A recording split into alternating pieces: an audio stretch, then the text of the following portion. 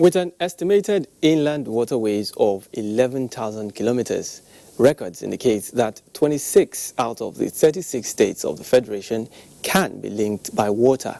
The bone of contention here revolves around why it is practically impossible for someone living in Lagos, for instance, to connect Ondo or Delta State, since the water highways need no construction work.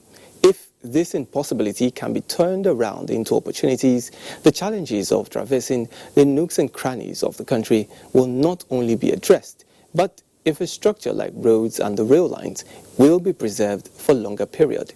In fact, some experts are of the view that it is 10 times cheaper to develop the water transport sector than any other means of mobility.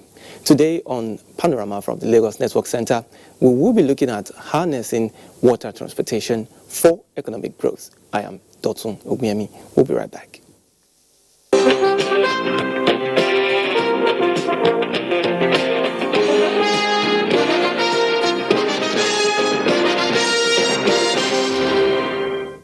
With Africa widely acknowledged as the global future, given its vast potentials for economic prosperity, the United Kingdom says it is better positioned to play a huge and active role in that future. British Prime Minister Boris Johnson gave this assurance at the opening of the first ever UK-Africa Investment Summit in London. President Muhammadu Buhari led Nigeria's delegation to the summit, also attended by dozens of African and British leaders. State House correspondent Adamu Sambo has the report. As a major milestone in international relations, the UK-Africa Investment Summit provides an opportunity for exchange of ideas, equipment and finance towards forging partnerships that can massively create jobs, enrich lives and build relationships of mutual prosperity. Addressing participants comprising heads of state and government, business leaders, investors and entrepreneurs, British Prime Minister Boris Johnson made a case for the UK as the investment partner of choice for African countries. The United Kingdom, he said, has unique expertise and innovation in technology, clean growth, infrastructure and finance capable of feeding the continent's demand for sustainable growth. Africa is the future, and the UK has a huge and active role to play in that future. We want to be with you side by side every step of the way. So let's seize the opportunities that are before us here today. Let's build the partnership for the future. And together, let us write the next chapter for my country, for your country, and above all, for all the peoples of our countries. Prime Minister Johnson, however, used the forum to announce an end to UK support for thermal coal mining or coal power plants overseas, but a wider commitment towards helping Africa's transition away from fossil fuels towards renewable and sustainable forms of clean energy. Lolade and her team make the local streets cleaner and the global environment greener. They've created 3,000 jobs in Nigeria, the vast majority of them for women. They help keep the order books full for British manufacturers, and the whole operation provides a tidy return for investors both in Nigeria and in the UK. And it's a great example of what the modern UK-Africa partnership looks like. During the summit, £6.5 billion worth of commercial deals have been announced between British and African firms, while setting aside nearly £1 billion in aid for Africa's growth and development in critical economic sectors. The UK has what Africa needs, and Africa certainly has what UK needs. We need the partnership to make it possible for the AfCFTA to work effectively.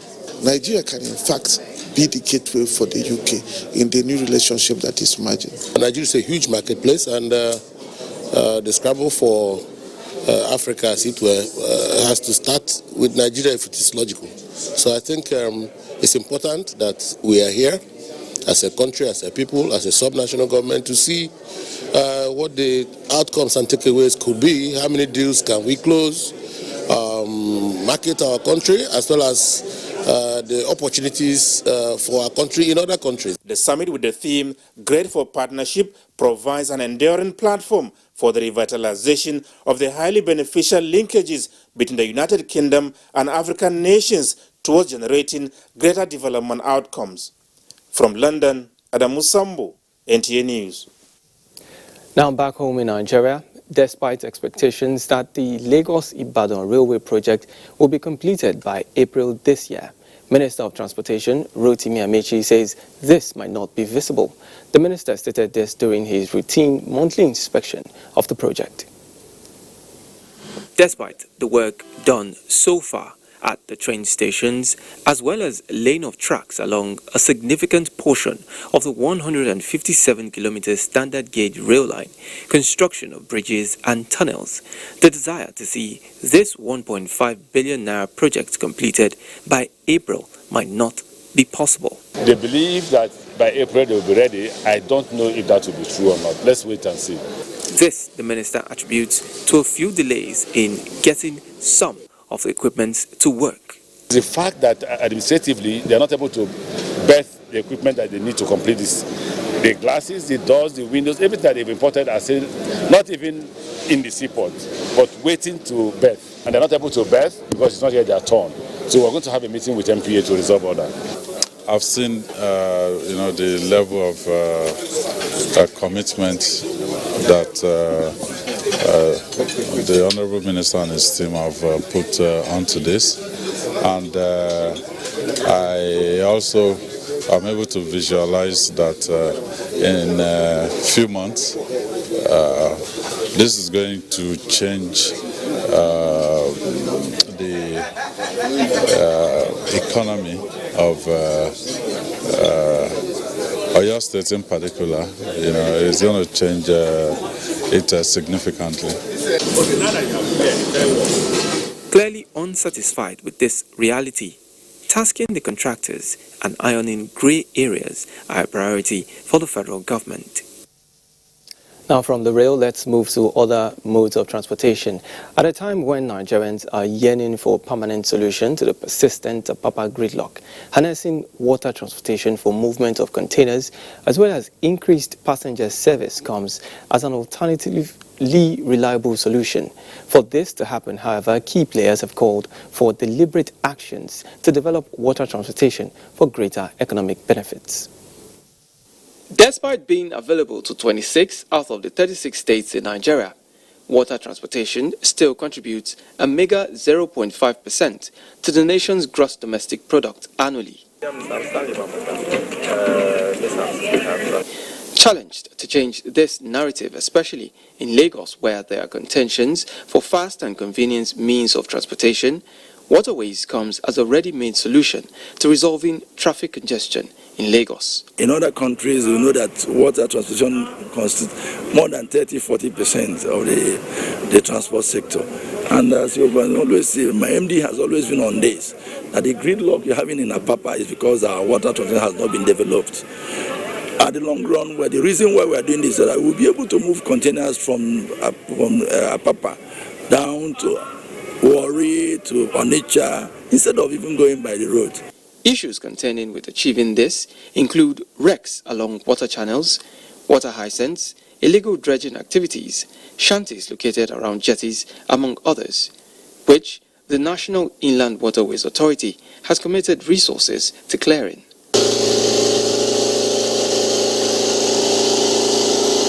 This work has started effectively since 16th of December, and we're here ensuring that it's going on smoothly. There are a lot of efforts being done. As a matter of fact, the wreck removal has effectively commenced in all Lagos channels, starting from Oyibo. Presently, there are contractors who have mobilized to site at Oyibo to ensure that the water channels are wreck-free and all those obstacles and derelicts are removed from our waterways to ensure that accidents are reduced. You can see the terrain of this place everywhere. We'll be trying to battle. That is the land shore. There's no way the boat can access the land shore until we clear all this debris. That is why it's expedient for us to finish this job on time. So this the boat can get to the land shore. The federal government and state government must work together. There is no way, if they don't, that's a problem. For instance, the waterways, yes, NIWA is in charge, state government, the water is in the state. Imagine if there is a navigable signs on the way showing you where you are and what is on that area. So it will be very easy for you to navigate into Cotonou. The agency has also stepped up its game to create more awareness among stakeholders on the need to maintain safety and other regulations. Joining me live in the studio to talk more on this is Surveyor Bernard Ekahu. He is the head of survey at the National Inland Waterways Authority, Lagos. Welcome to Panorama. Thank you very much. Now, how or what are the plans of your agency in 2020 to improve on water transportation? Yeah, National Inland Waterways Authority as an agency is saddled with the responsibility to manage and control, regulate all activities on the waterways. We have a series of plans for the 2020 as it concerns National Inland Waterways transportation. We intend to build on the successes recorded in 2019 and as well as improve on areas that we may not have done very well in 2019. The managing director of the authority, Dr. George Mogalu, is very passionate about safety. He's very passionate about safety on the waterways. In the 2020, we intend to engage more of the stakeholders, the public, on areas that borders on safety on our waterways. We as well want to ensure that our waterways are kept safe for navigation by way of desilting and clearing of all obstacles that may impede navigation on the waterways. Currently, contracts have been awarded for the survey of wrecks and derelicts on our waterways, as well as the clearing of water hyacinth on the waterways, to ensure that areas of bottlenecks on the waterways are kept safe and navigable all the year round. We will equally go a step further to ensure that the waterways are properly buoyed and navigational aids are kept along the channels, designated channels, so that it will provide an avenue for water users to know the designated route on how to ply on the waterways.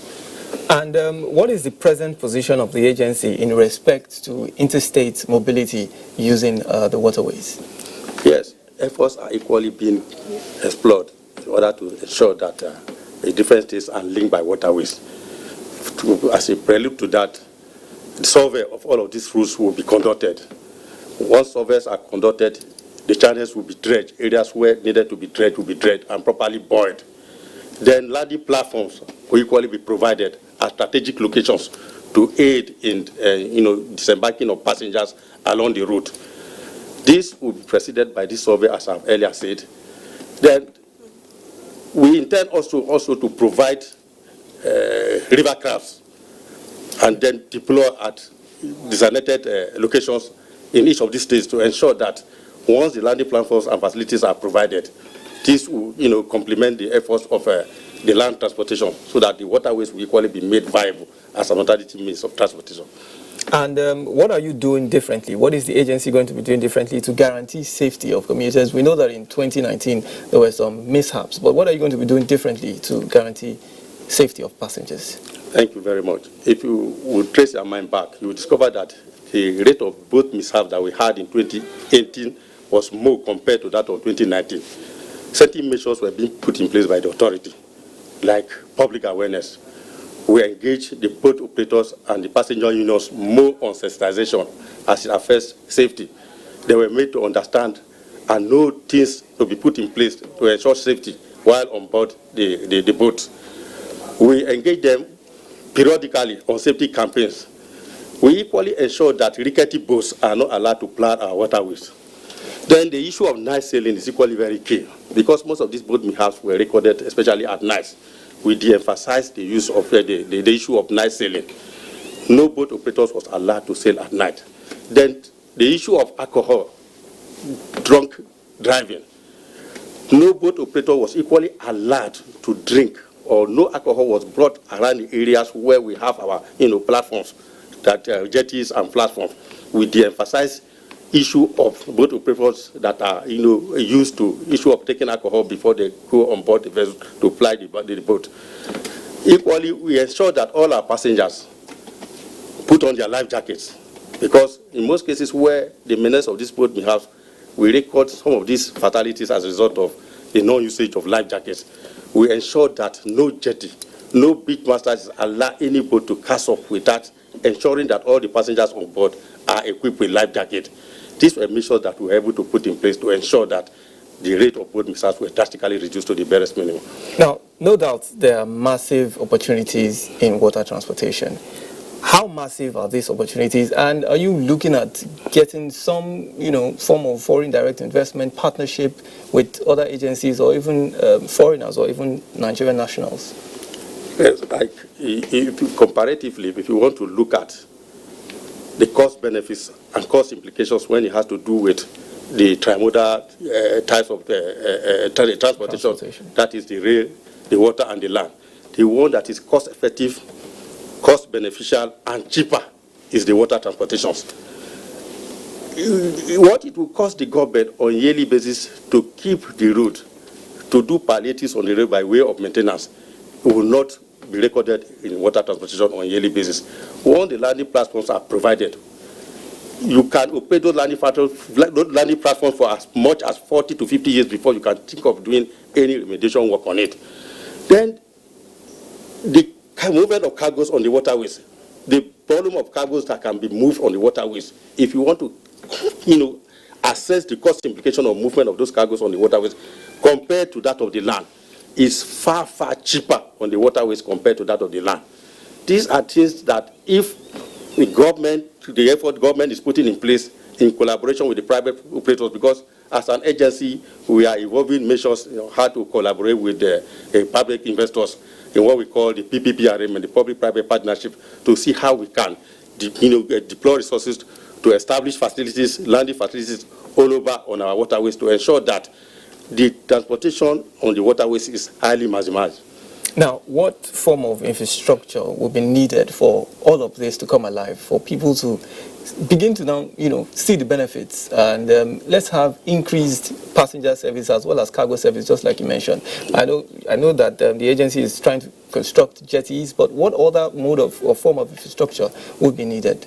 Yes, we like now. If you see what is happening in the Apapa as far as the port is concerned, the gridlock we are experiencing these days, a lot of investors have, catching on the alternative means of transportation, which is the waterways, by establishing container terminals on the inland, on the hinterlands, to ensure that containers are being moved from the ports to the inland ports and then into the other part of the country.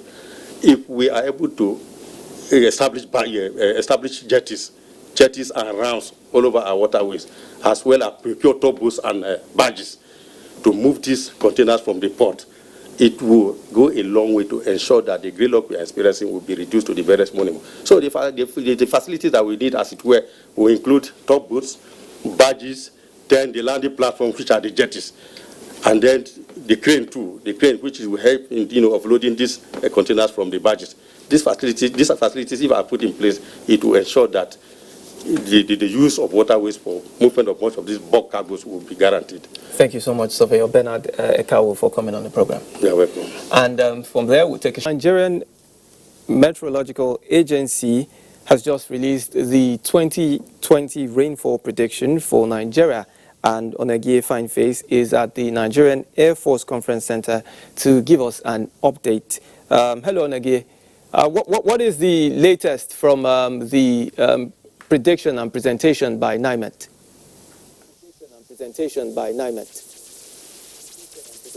The presentation of the seasonal rainfall prediction is yet to take place, but the event is ongoing now. All the dignitaries, ministers of police affairs, ministers of environment, interior, and of course aviation, they are all on ground.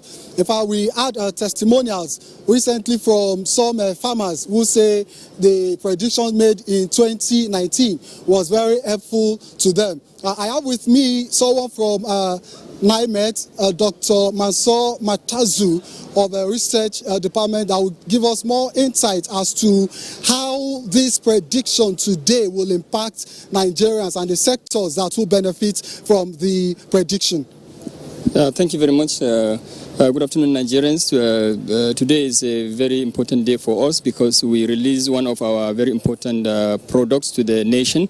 That is the 2020 seasonal rainfall prediction. We do this annually, and the content of the prediction is it gives advanced information on the rainfall pattern across the country, across all the 774 local government areas, and how that climatic phenomena will now impact socio-economic activities in agricultural sector, in water resources, health, roads and constructions. So currently the program is being conducted by the Honorable Minister of Aviation, Senator Hadi Sirika, and the product will be soon unveiled. But prior to this, we had some testimonials across the 6 geopolitical zones of the country by farmers and then other users of our products, and they indicated very positive response to the impact of our prediction to their activities, and this has gingered us and to do more. So, Doc, NIMET releases this prediction every year. We still have people that complain about flood coming to ravage our communities. Does it mean people are not taking advantage of the information, and how better can Nigerians make do with this prediction? Yeah, thank you very much. Forecasting and predictions, there is a value chain.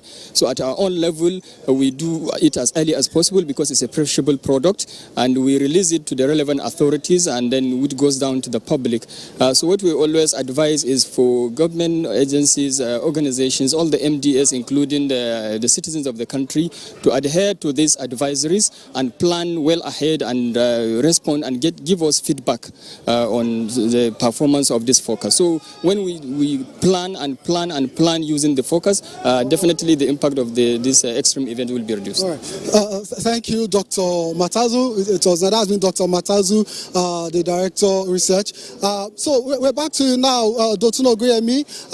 Are there questions you would like us to look at from the NAV Center? Well, I would like you to also look at how do people begin to prepare to reduce the impact of this prediction that NIMET has given. I mean, what should they begin to now consider?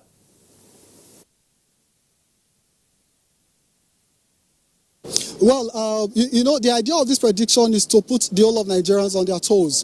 For those in the aviation sector, for instance, if you get to know that there's going to be a bad weather at a particular period of the year, you're able to plan your movement. Even as a traveler, you know that you might meet some kind of turbulence, so you can plan your movement, while those managing the sector makes adequate arrangements to mitigate whatever consequence may arise from there. This affects even health practitioners. The Ministry of Health can make preparations for weather-related ailments. Say in rainy season, there are going to be presentations of cases affecting respiratory tract infection, pulmonary diseases, and so on and so forth. So literally every sector, and especially farmers now, they depend a lot on rainfall. So knowledge about rainfall will help farmers to also make preparations. Don't forget, Nigerians are always crying whenever there are cases of flooding. If you know that your state is flood prone or you are likely to meet flooding, you can make preparation, desuit your drains, and make other arrangements so that you are not hit. So it's going to impact every sector of the nation's economy. So much, Nogie, for that update. Thank you. And now we take our sports update as presented by Olumide Ekuntola.